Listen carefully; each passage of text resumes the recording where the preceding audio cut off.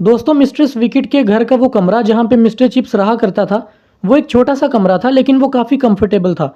और जो ओवरऑल घर है वो भी कोई शहाना घर नहीं था, बल्कि एक नॉर्मल सा घर था। लेकिन उसकी खास बात ये थी कि वो ब्रुकफील्ड स्कूल के सामने वाक़या था। तो मिस्टर चिप्स अक्सर खिड़की में खड़ा होकर ब्रुकफील्ड के ग्राउंड में बच्चों को खेलता हुआ देखता, और बच्चे मिस्टर चिप्स को देखकर अपनी कैप को हाथ लगाते, यानी उसे ट्रिब्यूट पेश करने की कोशिश करते। तो मिस्टर चिप्स कभी कभार उनसे कुछ बातें भी करता दूर से। जब भी ब्रुकफील्ड स्कूल में हर साल एक नया बैच आता बच्चों का, तो मिस्टर चिप्स उन बच्चों को अपने घर में इनवाइट करता, उन्हें चाय पे बुलाता और उनके साथ बातें करता, और वॉलनट केक हमेशा ऑर्डर किया करता था।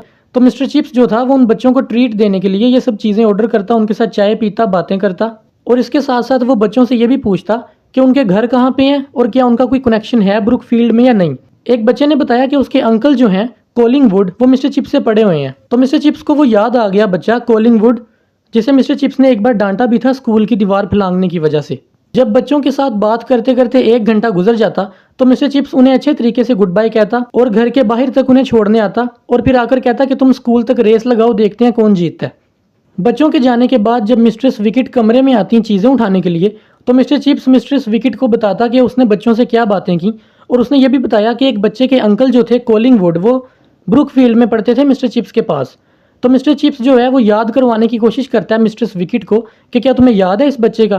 तो मिस्ट्रेस विकेट कहती है कि हाँ मुझे याद है, इस नाम का एक बच्चा होता था। दोस्तों, जो मिस्ट्रेस विकेट हैं वो खुद भी ब्रुकफील्ड में काम करती रही हैं। वो लाइनिंग रूम की इंचार्ज होती थी, यानी ऐसा कमरा जहाँ पे बहुत ज़्यादा कपड़े रखे जाते हैं, वो उस कमरे की इंचार्ज होती थी। मिस्टर चिप्स मिस्ट्रेस विकेट को बताते हैं कि वो जो लड़का है कोलिंगवुड, वो मिलिट्री में गया था और उसने मेडल भी जीता डीएसओ का। उसके बाद वो मिस्र में मारा गया।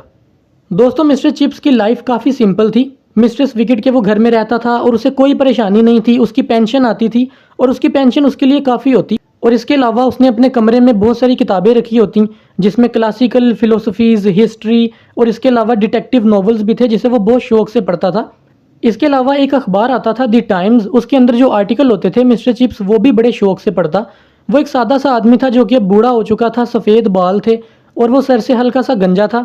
बस वो चाय पीता, बैठा रहता, विजिटर्स आते उससे मिलने, उनसे मिलता और अपने गुजरे हुए वक्त को याद करता रहता। दोस्तों, लोग उससे अक्सर बैचलर कहते। बैचलर एक ऐसे लड़के को कहा जाता है जिसने कभी शादी ना की हो, लेकिन ऐसा नहीं था। मिस्टर चिप्स ने शादी की थी, लेकिन उसकी शादी को इतना ज़्यादा वक्त हो चुका था कि अब लोग भूल चुके थे उसकी बीवी के बारे में, क्योंकि वो ऑलरेडी डेड हो चुकी थी। इस चैप्टर से रिलेटेड कुछ इंपॉर्टेंट क्वेश्चंस मैं स्क्रीन पे दिखाऊंगा, आप रोक कर या स्क्रीनशॉट लेकर आराम से पढ़ लें। तो चलें शुरू करते हैं।